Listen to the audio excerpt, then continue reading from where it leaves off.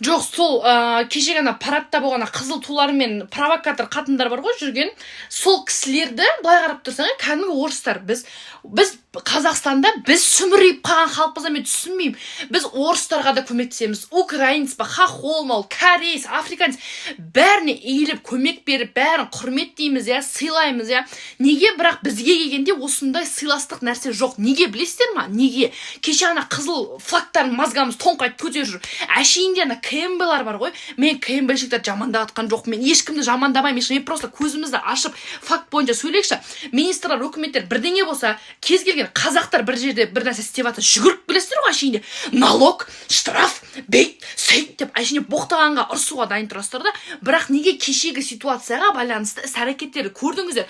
Қызыл тумен, флагпен тұрваған, ондай орыс қатындар болады, өз үлкен кемпірлер, немесе қатындар, провокаторлар, ондайлар көп. Біз өзіміздің орыстар жақсы көреміз. Мына Ресейден келіп алады, кейбір орыстар миларын адасып, бізге Қазақстанда, біздің елімізде келіп алады, өздерінің флагтарын тығады, өзі басқа нәрсені көп тығып, бізге сыйластық көрсетпейді. Неге біз оларға сыйластық көрсетуіміз керек? Әшейінде жүгіріп келетін КМБ ағаларымыз, жандарым әшейін. Мына біздің өкіметтеріміз, ағалар, жандарым әшейін жалынып, сіздерге бар ғой жалынып сұрайыншы.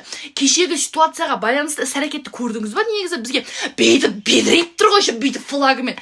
Кезінде 50% Сталин қырып неткені барып Ресейіне көтерсін туларын. 9 мамырға орай ұлы жеңіс күні Ресейдің барып Лениннің қасына көтерсін туларын. Оларға ештеңе демейді ғой, мысалы. Бізге Қазақстанда келіп, біздің еще туымызды жамандап тұрып, бет түрлері бедірейіп, уберейте деп мазғамызды қыртпасын. Барып соларға штраф салыңыздар. Сіздер өздеріңізде намыс бар деп ойлаймын. Өкіметте отырған кісілер, КМБ-шник ағалар, мен РОДА-да андай-мындай полицейский ағалар жақсы көремін.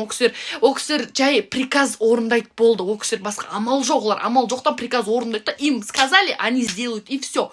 Бірақ кешегі ситуацияға байланысты неге заң бойынша КМБ ағаларымыз кеп, неге оларға штраф салмайды, немесе тағы басқа нәрсе істемейді? Неге өкіметтегі ағаларымыз соған көздерін жұмады? Егер де әлі күнге дейін өкімет тағы да келесі жылда да осындай нәрсе болса, сондай нәрсеге көздеріңіз жұма берсеңіздер, құрметті өкіметте ағаларымыз, жандарым, әшейін қатты жақсы көремін, сыйлаймын, істеп жатқандарыңызға рахмет. Бірақ та осындай нәрсені пока сіздер көз жұма бергенше, біз ертеңгі күні сорлы сүмелек болып қаламыз. Өз елімізде өзіміздің заңымызбен, өзіміздің тілімізде сөйлей алмай деп сүмірейіп отырамыз. Ондай нәрсеге жол бермеңіздер. Іштейін намыс деген бар деп ойлаймын сіздерде. Себебі кезінде ата-бабаларыңыз соғысты. Сол нәрсені бәрін кішкене оқып, тарих оқып, кішкене көздеріңізді ашсаңыздар, бұндай нәрселерге жол бермейсіздер деп ойлаймын. Осы нәрсеге штраф болсын, тағы басқа нәрсе кешірім сұратып, жаңалықтың бәріне көрсетсін, мазғамызды қыртпасын. Давайте.